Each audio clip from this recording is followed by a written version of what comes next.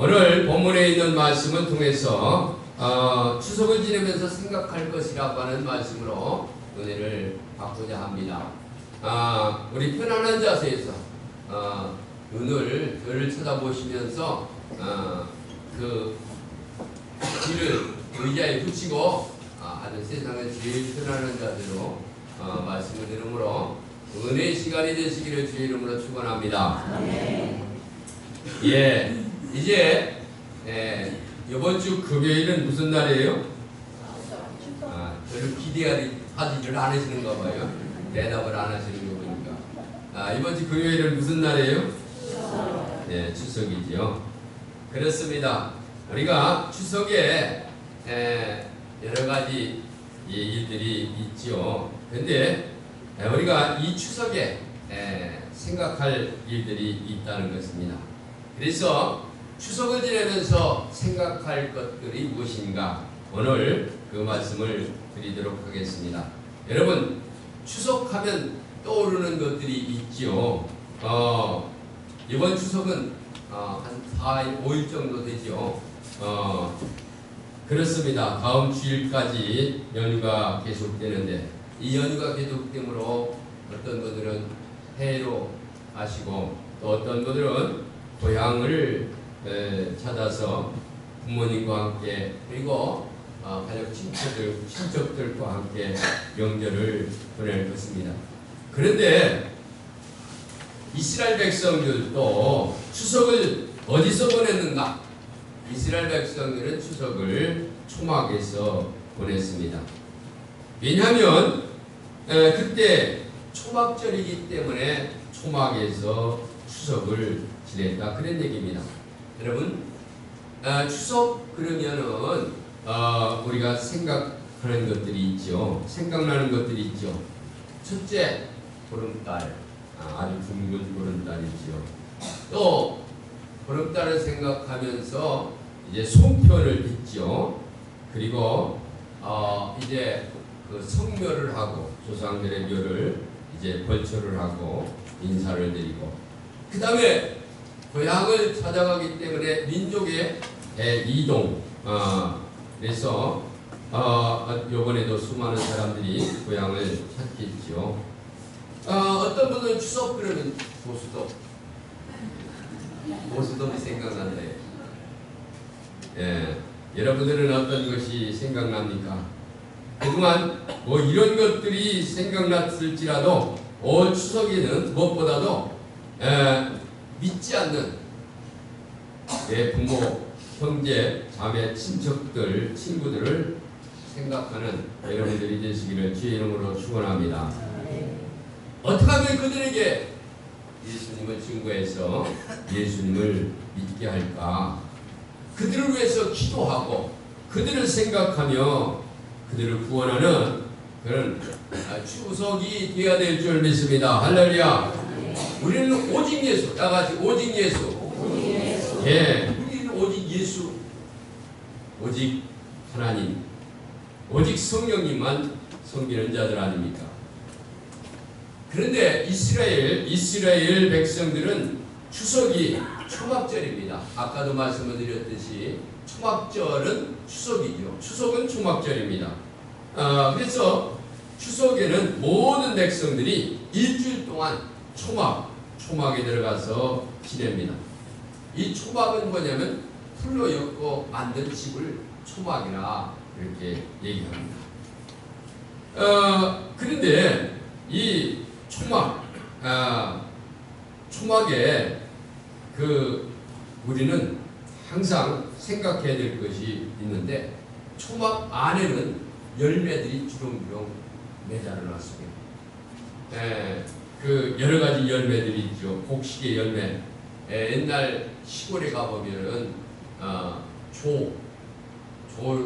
조를 잘라가지고 묶어서 매달아 놓고 옥수수를 이렇게 껍질 벗겨서 매달아 놓고 호박을 매달아 놓고 마찬가지로 이스라엘 백성들도 풀로 집을 지어놓고 그리고 거기에 안에는 여러 가지 곡식들을 매달아 놓고 일주일 동안 그곳에서 지내는 절기를 초막절이라 이렇게 말하고 있습니다.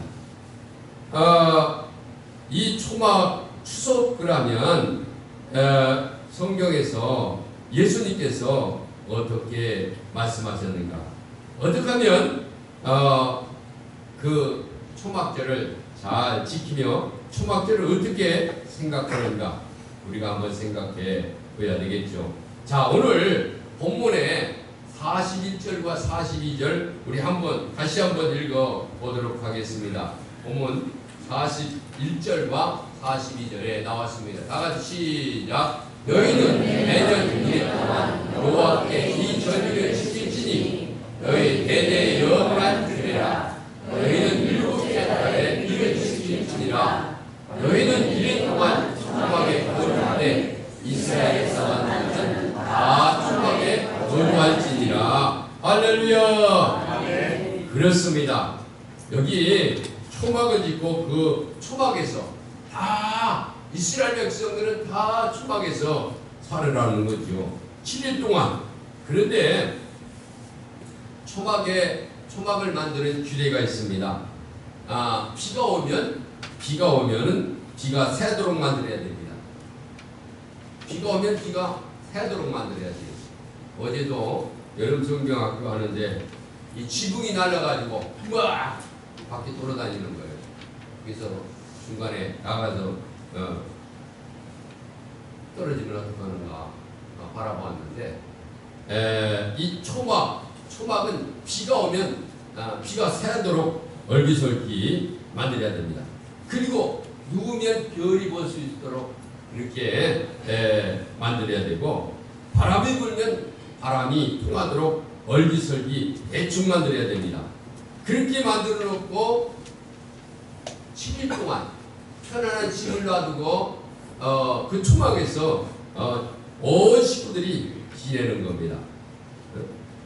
그래서 그 뜰에다가 초막을 만들어 놓고 지붕도 없는 그런 초막을 만들어 놓고 거기에 삽니다.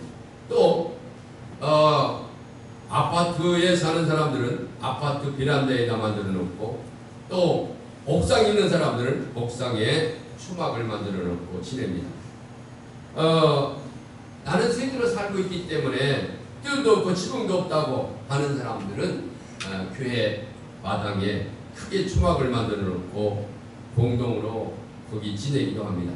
심지어 여행 중에 있는 사람들 또 낙타를 타고 다니는 사람들은 낙타 위에 초막을 만들어 놓고 배를 타는 사람은 배를 타고 가면서 배 위에 초막을 만들어 놓고 거기에서 보면서 지냅니다.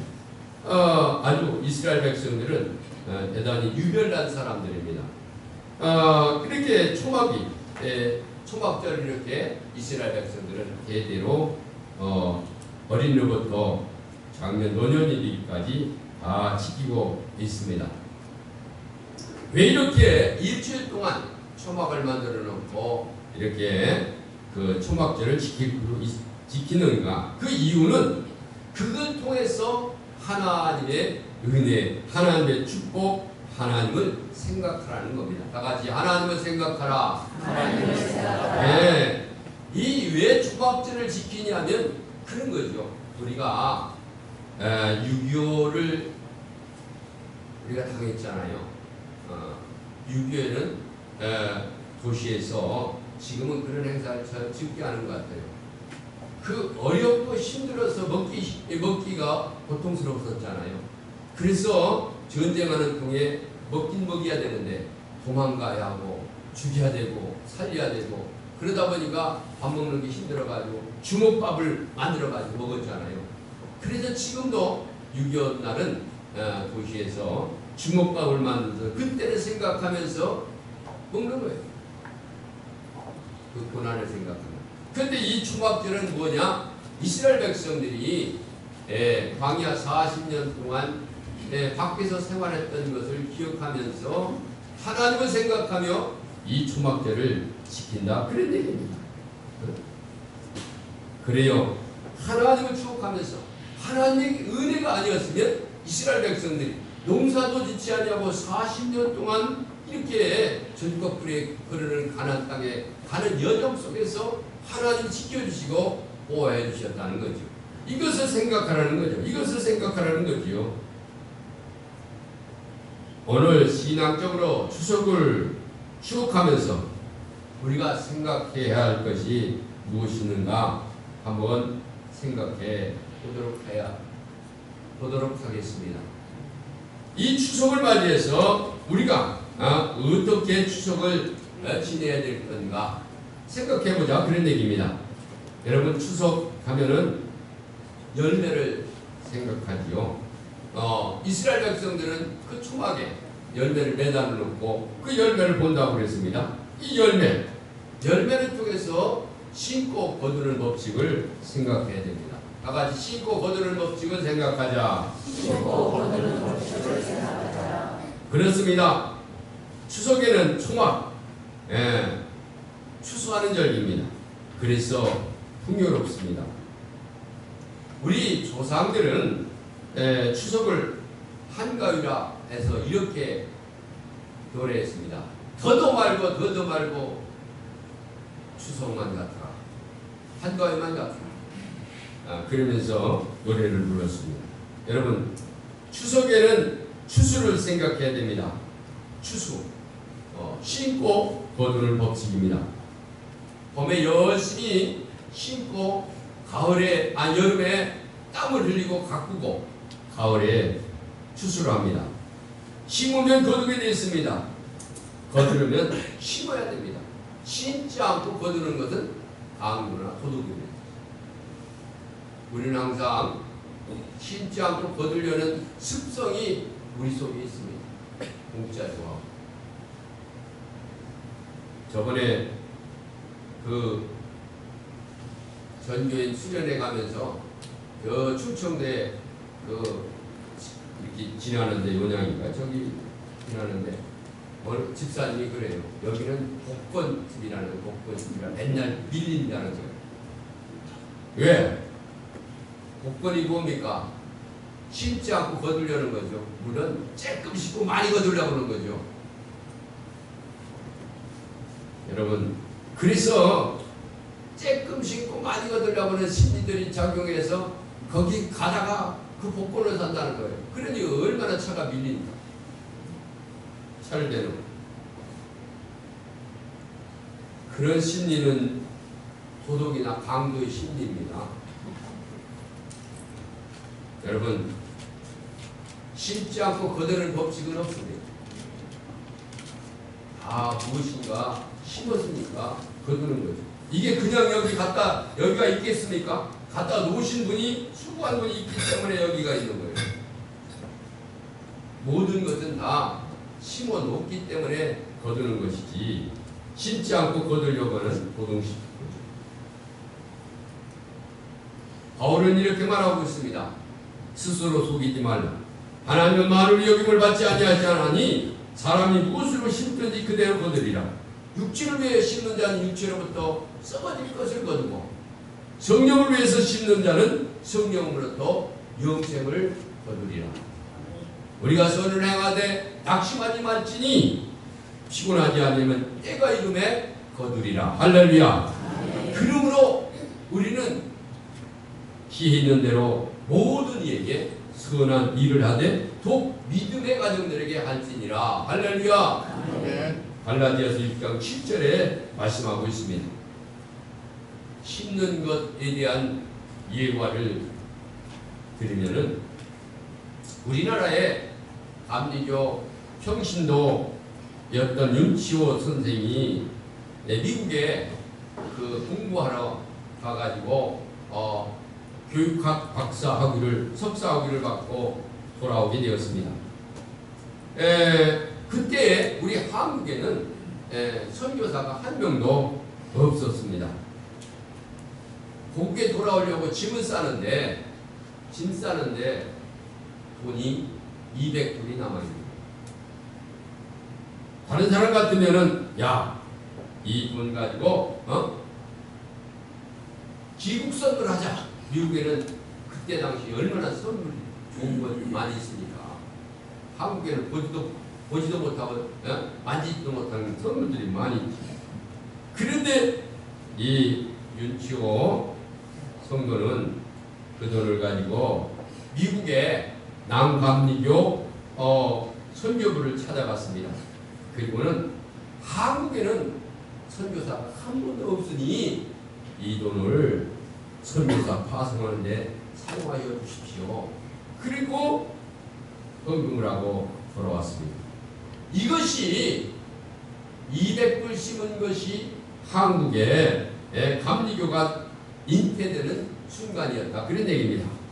그래서 1885년 4월 5일 식목일에 아펜셀러가 선교사로 이 한국 땅에 오는 파송되는 놀라운 역사가 일어난 거지.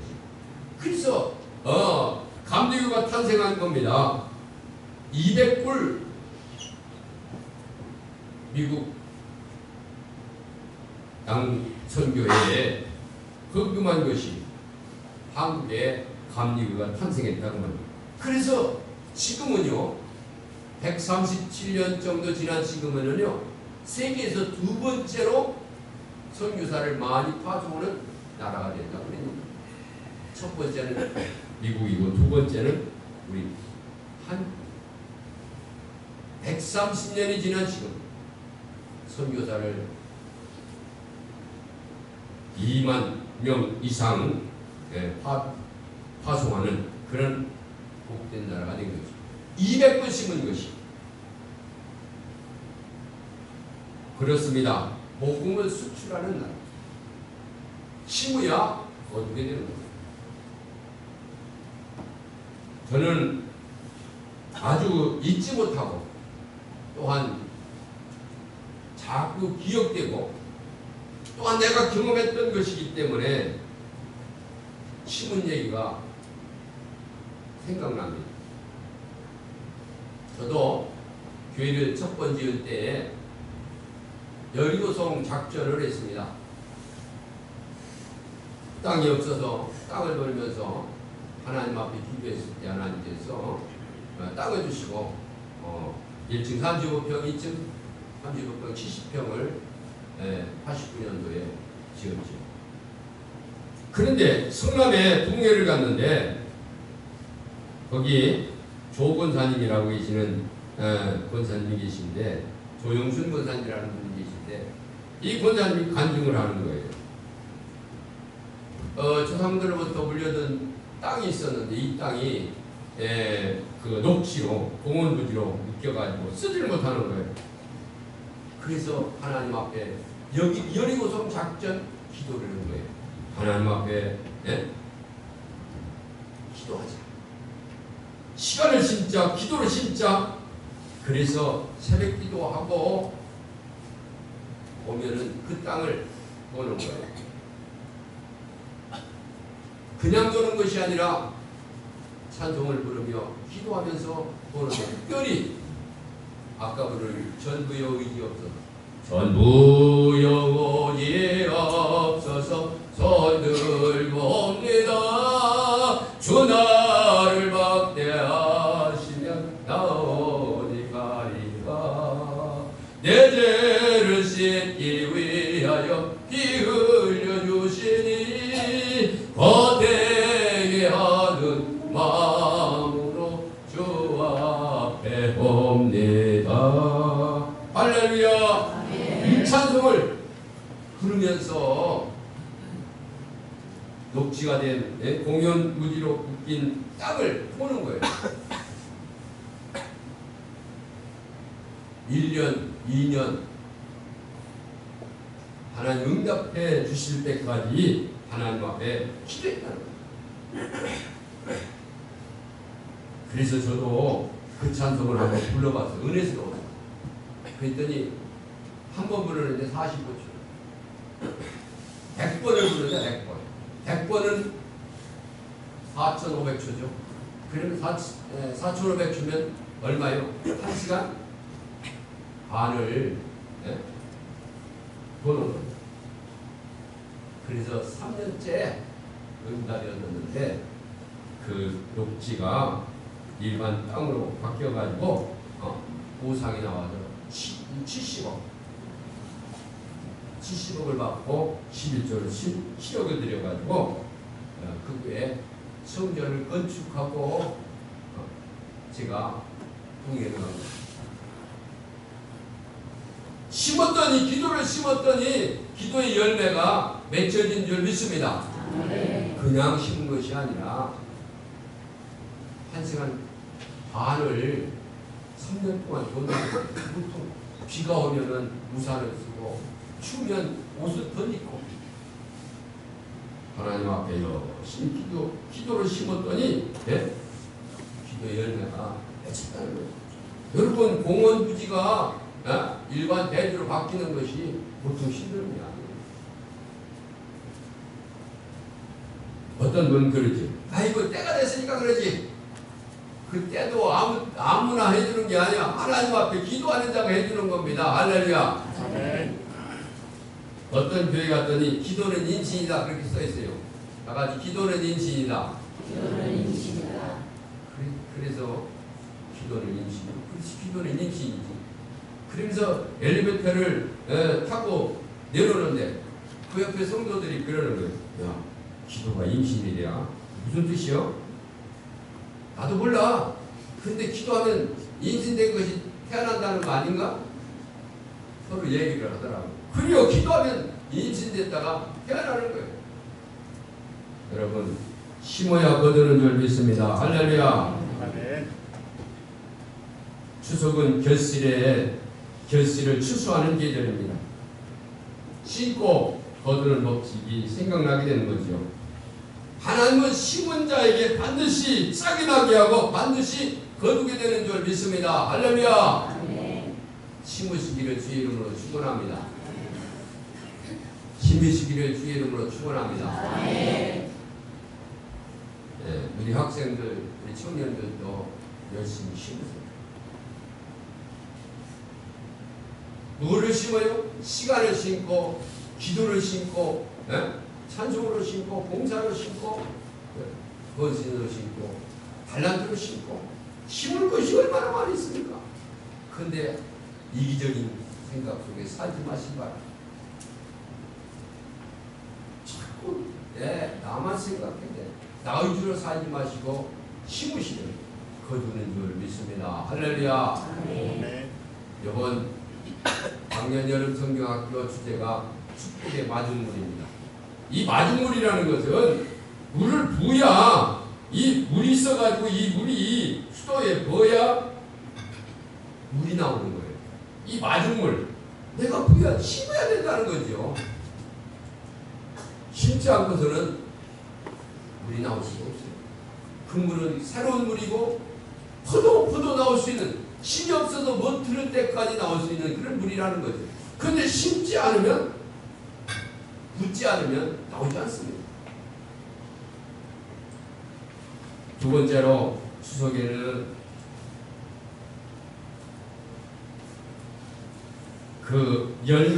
알곡과 쭉정이를 보면서 심판을 생각해야 돼요. 다 같이 알곡과 쭉정을 보면서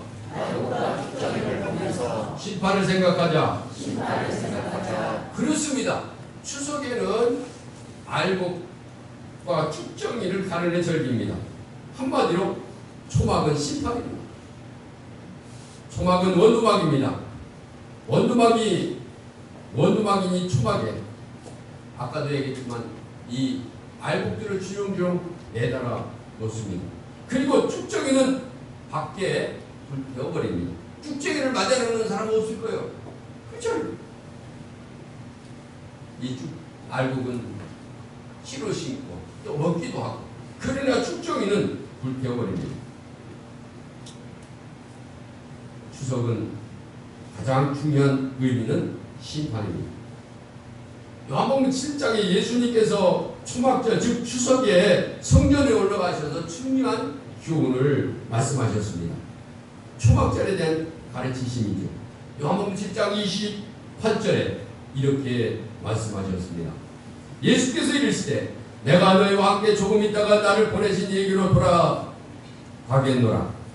너희가 나를 찾아도 만나지 못할 터이요 낙이 있는 곳에 오지도 못하리라 하신대. 이에 유대인들이 서로 묻되 이 사람이 어디로 가기에 우리가 저를 만나지도 못하리요? 힐란중에 흩어져 사는 자들이 가서 힐란을 가르칠 터인가? 나를 찾아도 만나지 못할 터이요? 나 있는 곳에 오지 못하리라 한 이 말이 무슨 말이라 하니라. 명절 끝날 곧 큰 날에 예수께서 서서 외쳐 가르치되 누구든지 목마르거든 내게로 와서 마시라. 할렐루야. 그렇습니다. 명절 끝날에 예수께서 서서 외쳐 가르치셨다고 했습니다. 이 알곡과 쭉정이를 분명히 이야기하고 있습니다. 유대인들에게는 예수님을 찾아도 찾지 못하고 예수님에게 오는 자는 다 구원을 받을 것이라는 것이죠. 즉 추석의 심판을 의미하는 거죠. 초막절은 심판을 의미하는 거죠. 그러므로 과일이나 곡식을 먹으면서 맛만 느끼지 마시고 심판을 생각해야 됩니다. 한 번 죽는 것은 사람에게 정한 것이요 그 후에는 심판이 있으리라. 할렐루야. 아멘. 졸업을 해도 졸업장을 받기도 하지만 상도 받고 또한 끝까지 다니지 못한 사람은 졸업하지 못합니다. 여러분 직장도 은퇴를 하면 상급이 있어요. 그러나 부끄러운 상을 받는 자도 있고 못 받는 자도 있습니다. 여러분 우리가 추석에 열매, 즉 다시 말해서 알곡과 쭉정이를 생각하면서 심판을 생각해야 됩니다. 어떤 판사가 지나다가 물에 빠진 사람을 건드렸습니다. 그랬더니 그게 인연이 되어가지고 아주 친하게 잘 지냈습니다.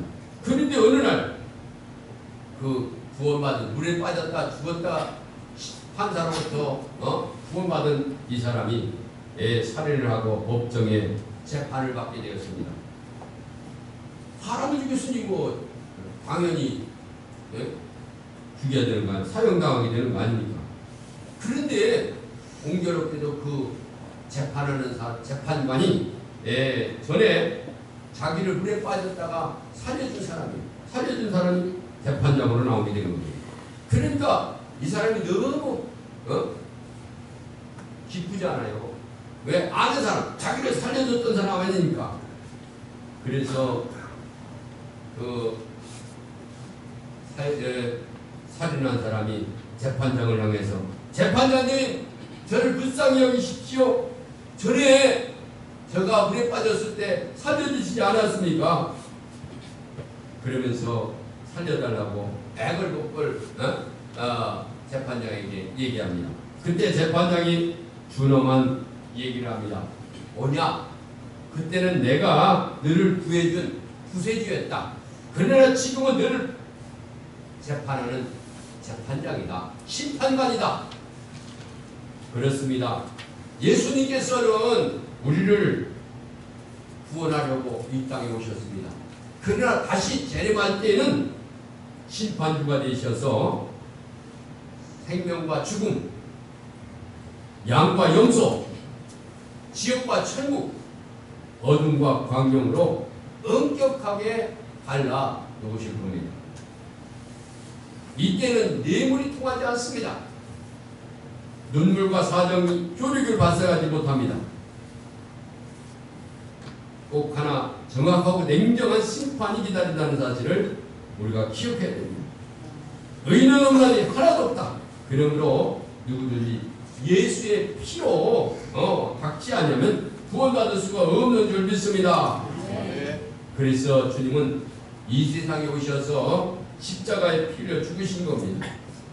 그러므로 죽을 수밖에 없는 우리, 그러나 예수 그리스도를 믿음으로 말미암아 구원받은 줄 믿습니다. 할렐루야. 그러나 믿지 않는 자는 심판을 받는다. 분명히 심판을 받는다. 재판을 받게 되는 거죠. 여러분 잘 알다시피 2차 대전 시에 독일의 나치 특별히 히틀러가 600만 명 유대인들을 죽이지 않았습니까? 그 그 일에 협조한 사람이 있었는데 아히만이라는 사람이 있어요. 이 아히만은 그 히틀러를 등에 업고 유태인들은 600만 명이나 죽인 거예요. 그리고는 도망가버렸죠. 특별히 아일란드로 어디입니까? 아르헨티나로 도망가가지고 얼굴을 변장하고 이름도 바꾸고 그리고 살았지만은 이 이스라엘 사람들이 그 아르헨티나까지 찾아가서 그를 체포해가지고 유리상자에 넣어가지고 이스라엘을 송환해가지고 재판을 했습니다. 여러분, 그래서 신문대로 거뒀다는 거죠. 그를 심판해서 결국 그도 사람을 죽인 그도 결국 심판을 받게 된 거죠. 여러분, 그렇습니다. 하나님은 분명히 심판하신다고 했습니다. 주님이 이 땅에 재림하실 때 심판한다고 했습니다. 모든 것은 신문대로 거둡니다. 추석에 우리는 열매와 쭉쟁이를 보면서 하나님의 심판을 생각하는 여러분들이 되시기를 주의 이름으로 축원합니다.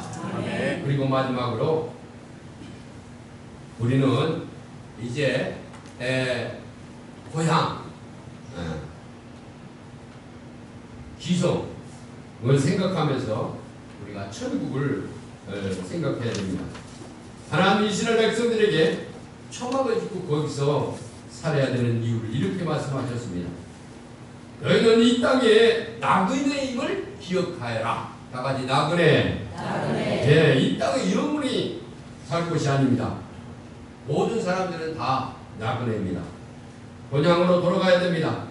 해마다 추석이 되면은 고향으로 돌아갑니다. 아니 고향으로 돌아가지 못하는 분들은 고향을 생각하게 됩니다. 그래서 고향으로 가기 때문에 민족의 대이동이 시작되죠. 네. 그래서 전에는요, 지금은 안 그렇습니다만 전에 저는 포천에서 충청도 서산까지 가는데 20시간이 걸린 적이 있어요. 하루가 꽉 걸린 적이 있다고 말이에요. 하루는 잘 안 되지만 그냥 가면서 먹어가면서 화장실 가면서 화장실 가는 것만 해도 2시간이에요. 여러분 한국에서 미국까지 비행기로 몇 시간 걸리는지 알아요? 11시간 걸려요. 그런데 포천에서 서산까지 20시간이 걸렸다니 말도 안 되는 거예요. 민족의 대이동. 네. 그렇습니다. 우리가 이 땅에는 나그네입니다. 그리고 이 땅은 영원히 살 것이 아닙니다. 우리가 살아야 할 영원한 천국을 생각해야 될 줄 믿습니다. 할렐루야. 나는 이스라엘 백성들이 초막 생활을 해서 여러 번 보았습니다. 아까도 말씀을 드렸지만은 그 6.25 때에 우리가 주먹밥을 먹는 것처럼 이스라엘 백성들은 이렇게 초막에서, 왜냐하면 이스라엘 백성들의 태동이 언제냐면 사실 족장 시대를 끝나고 그 출애굽하면서 이스라엘이 태동하지 않았습니까? 왜냐하면 이스라엘이 모세가 애굽에서 이스라엘 백성들을 구출하고 그리고 홍해를 건너서 시내산에서 이스라엘의 그 법을 받게 되는 십계명을 받게 되는 거 아닙니까? 그리고 성막을 교회를 지라고 하나님께서 2가지 주시지 않았습니까? 그래서 이스라엘 백성들은 사막 광야에서 40년을 살았기 때문에 그것을 생각하면서 초목을 짓고 그리고 나그네, 그리고 40년을 나그네 길을 걸었지 않습니까? 그래서 이 나그네로서의 삶을 생각하는 것. 그래서 그 베드로도 이렇게 얘기를 했습니다. 예수 그리스도의 사도 베드로는 본토 갈라디아, 갑바디아, 아시아와 비두니아와 흩어진 나그네 곧 하나님 아버지의 미리 아심을 따라 성령이 거룩하심으로 순종한 것 예수 그리스도의 핏보림을 얻기 위하여 택하심을 입은 자에게 편지하노니 은혜와 평강이 너에게 있을지어다. 할렐루야. 네. 이스라엘 백성들은 특별히 나그네 의식이 너무나도 강합니다. 70년 로마의 나라를 빼앗긴 이스라엘 나라. 그래서 그 70년의 나라를 뺏기고 이 나라 저 나라를 돌아다니면서 살았습니다. 우리나라가 1945년에 해방했다면 우리 그 이스라엘 나라는 1948년에 해방했어요. 우리나라보다 3년 후에 해방을 했습니다. 그래서 나라를 찾았어요. 그래서 나그네 그 수천 년 동안 한 천 몇백 년 동안 나라 없는 나그네 생활을 했다 그 말입니다. 그래서 베드로는 흩어진 나그네라고 말하고 있습니다. 이스라엘에 남아있는 백성들도 유목민이었습니다. 여러분, 유목민은 정착하지 않습니다. 양을 치고 소를 치기 때문에 염소 이런 것들을 치기 때문에 풀이 있는 것을 돌아다니면서 살죠. 그러니까 나그네 길을 쓰는 거예요. 나그네 철학을 가지고 살았다고 말입니다. 그렇습니다. 어떤 분이 이 탈무드에 나오는 얘기인데 어떤 분이 악착같이 돈을 벌어가지고 부자가 되었습니다. 그런데 부자 되었으면 뭐합니까? 죽을 날이 가까운 거예요. 그게 너무 아깝잖아요. 많이 벌어서 부자 됐는데 써보지도 못하고 죽게 생겼으니 그래가지고 유언을 하는 거예요. 뭐라고? 야, 그 파는 땅 다 팔아라. 그리고 집 다 팔아라. 그리고 저축한 돈 다 내 무덤 속에 묻어다. 자식들이 유언이니까 그 유언을 안 들을 수가 없잖아요. 그래가지고 다 팔아가지고 현찰을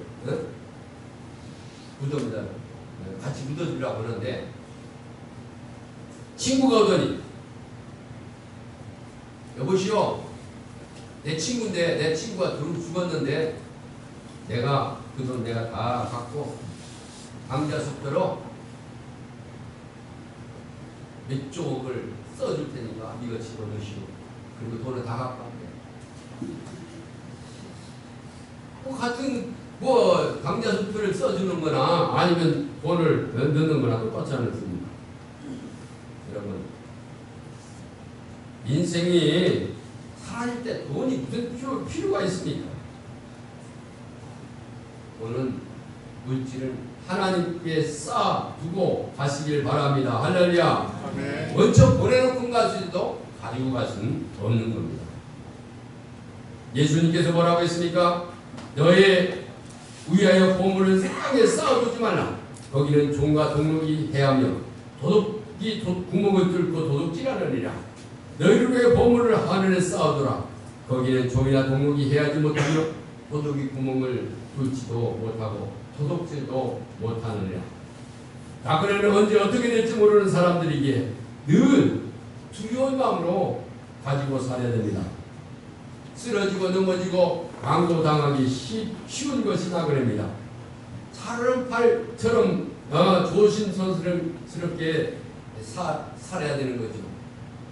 그래서 저희 신학교 교수였던 이 교수님은 그는 항상 새 옷을 입고 새 옷과 속옷을 입고 출근한다고 그래요.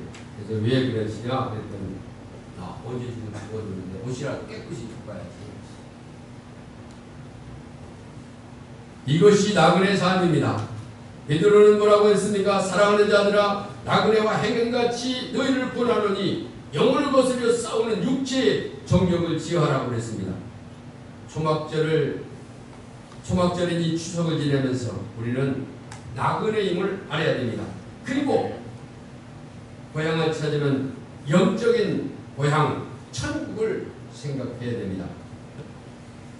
우리는 제가 미국에 갔을 때에 미국에 가서 한국에 오려고 해도 오지 못하는 분들이 너무나도 많이 있는 거예요. 사실 미국은 부자 나라 아닙니까?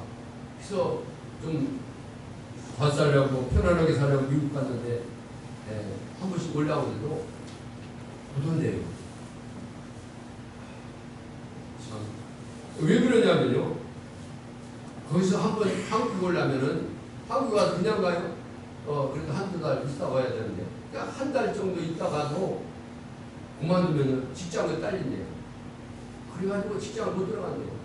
그래서 어딜 못 가고, 뭐 어떤 분은 30년, 어떤 분은 20년 모여가지고 나의 살던 고향은 꽃 피는 산꽃, 그 노래를 불러달라고 해요. 불러주는 거예요.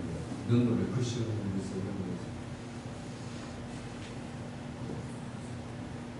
그래요. 우리의 진정한 고향은 하늘나라인 줄 믿습니다. 아멘. 제가 얘기를 하는데 여기 있는 분들은 다 100년이 지나면 다 하늘나라에 갈 사람입니다.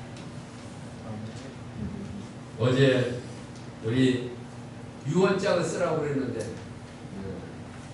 잘 안 쓰시는 것 같았어요.